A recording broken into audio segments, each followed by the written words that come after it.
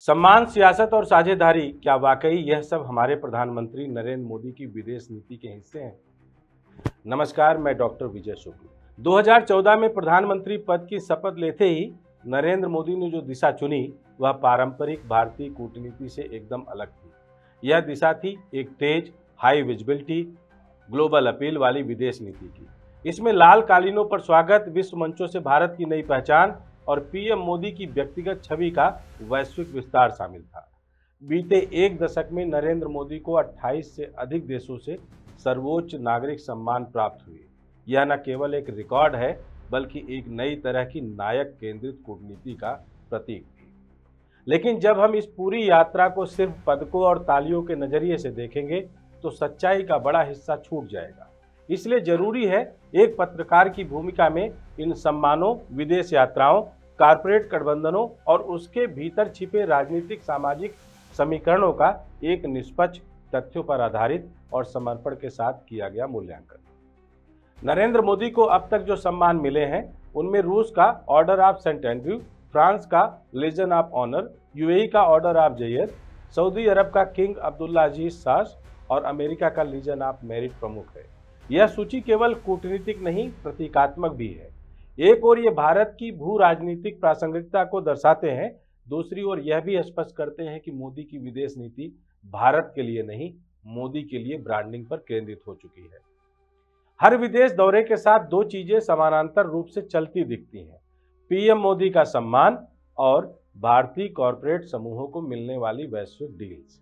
Australia दौरे के बाद अडानी समूह को कार्माइकल कोल माइन मिला, बांग्लादेश यात्रा के बाद रिलायंस को ऊर्जा समझौता, फ्रांस दौरे के बाद राफेल डील में रिलायंस डिफेंस को हिस्सेदारी, अमेरिका दौरे के बाद टाटा जी एरोस्पेस साझेदारी को नई गति। अगर यह केवल संयोग होता तो एक बार होता, लेकिन यह सिलसिला 2014 से लगातार जारी है। क्या ये समझौते भारतीय राष्ट्र की विदेश नीति का हिस्सा है या मित्र पूंजीवाद का विस्तार? सरकार कहती है कि यह सब भारत की साख का परिणाम है, लेकिन जो साख जनता की जेब से 260 करोड़ रुपए खर्च कर बनी हो और जिसका लाभ कुछ गिने चुने कारोबारी घराने उठाए, वह साख नहीं, लोकतंत्र का अपहरण है। एक तरफ यह विदेशी सम्मान भारत की शक्ति का संकेत देते हैं, वहीं दूसरी ओर देश के अंदर लोकतंत्र की हालत डामाडोल है। प्रेस की आज़ादी गिर रही है, विपक्ष का स्वर दबाया जा रहा है, अल्पसंख्यकों में भय है और संवैधानिक संस्थाएं पंगु होती जा रही हैं।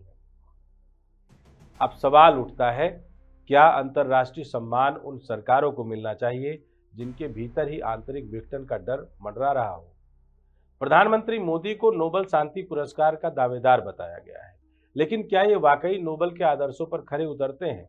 क्या उनके शासन में अल्पसंख्यकों की सुरक्षा बढ़ी? क्या स्वतंत्र पत्रकारिता को संरक्षण मिला? क्या लोकतांत्रिक विमर्श को महत्व मिला? क्या भारत की सामाजिक एकता मजबूत हुई?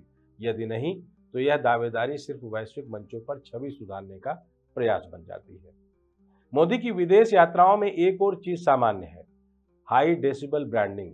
विदेश में मोदी मोदी के नारे, भारतवंशियों के रैलियों में उनका भव्य स्वागत और हॉलीवुड स्टाइल फोटोशूट्स, यह सब राजनीतिक संप्रेषण के लिए जरूर प्रभावी हो सकते हैं, लेकिन ये किसी भी तरह की नीति की गहराई को नहीं दर्शाते। जब नीति प्रचार का उपकरण बन जाए तब लोकतंत्र प्रचार का शिकार हो जाता है। यहाँ हमें यह भी देखना होगा कि नरेंद्र मोदी की तुलना में अन्य भारतीय प्रधानमंत्रियों, विशेषतः पंडित नेहरू, इंदिरा गांधी या मनमोहन सिंह ने कितने विदेशी नागरिक सम्मान पाए?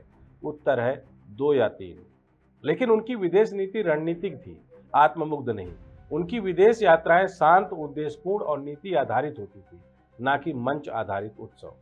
तो क्या आज की कूटनीति का मूल्य सम्मान से तय होगा या परिणाम से? अब आइए इस सवाल पर कि क्या पीएम मोदी की ये अंतर्राष्ट्रीय यात्राएं भारत की वैश्विक शक्ति को मजबूत कर रही हैं या सिर्फ उनकी व्यक्तिगत ब्रांडिंग?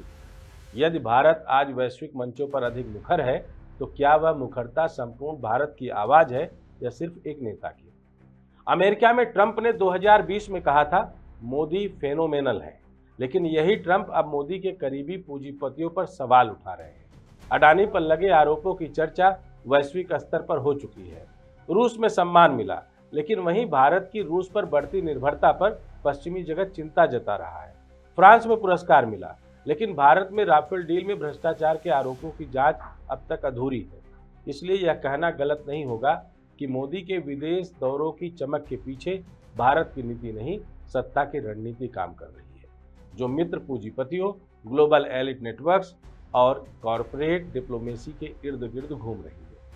इसमें सबसे बड़ी चिंता की बात यह है कि भारत की विदेश नीति अब रणनीतिक, सैन्य या व्यापारिक जरूरतों के आधार पर नहीं, बल्कि एक व्यक्ति विशेष की लोकप्रियता को बनाए रखने के मकसद से चल रही है।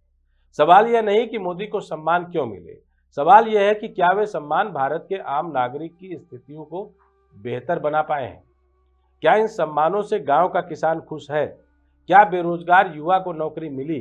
क्या बीमार को अस्पताल मिला? क्या गांव में सड़कों की हालत सुधरी? क्या स्कूलों में शिक्षक पहुंचे? अगर इन सवालों का उत्तर नहीं है तो यह स्वीकार करना पड़ेगा कि यह विदेश नीति नहीं, प्रचार नीति है। यह महज एक आलोचना नहीं, एक खोजी प्रयास है ताकि लोकतंत्र की आत्मा जीवित रह सके। प्रधानमंत्री नरेंद्र मोदी इस देश के निर्वाचित नेता हैं। उन्हें दुनिया में सम्मानित होते देखना हम सब के लिए गर्व की बात हो सकती है, लेकिन अगर उस गर्व के पीछे आम जन का दुख छुपा है, अगर उस चमक के पीछे लोकतंत्र का अंधकार है, तो एक पत्रकार की जिम्मेदारी है सवाल उठाना, आंख खोलना और सच्चाई को सामने लाना। भारत को ऐसे प्रधानमंत्री की जरूरत है जो विदेशी मंचों पर सम्मान पाने के साथ साथ अपने देश की संसद, अदालत, गांव और झोपड़ी में भी जवाब दे, जिसे नोबेल मिले या ना मिले, पर जो भारत के संविधान के हर अक्षर को जिए। सम्मान तब सार्थक होता है जब उसका लाभ राष्ट्र के अंतिम व्यक्ति तक पहुंचे। अंत्योदय तक की भावना के साथ प्रधानमंत्री मोदी और पूरी भाजपा की नीति शायद काम कर रही है। पंडित दीनदयाल उपाध्याय के अपने नेतृत्व और श्यामाचरण मुखर्जी के अपने उन वैचारिक ताकतों को लेकर, अन्यथा वह सिर्फ एक मुखौटा बनकर रह जाता है। सत्ता की आंखों में स्वीकृति की आभा, लेकिन जनता की आंखों में खालीपन का प्रतीक, क्योंकि राष्ट्र सर्वोपरि है और नेता उससे बड़ा कभी नहीं हो सकता। लेकिन अगर हमें लगता है हमारे आपके बीच आज नेता सबसे बड़ा है और राष्ट्र छोटा है, तो आप यकीनन मान लीजिए कि हमारी आपकी हालत दुनिया की सबसे बड़ी पार्टी के मुखिया के होने बराबर जैसी हो जाएगी। देखते रहिए और समझने और सोचने का प्रयास कीजिए कि मिले हुए इन सम्मानों की अपनी खनक को भारत का हर एक गांव अपनी खनक और धमक कैसे मानेगा। जय हिंद।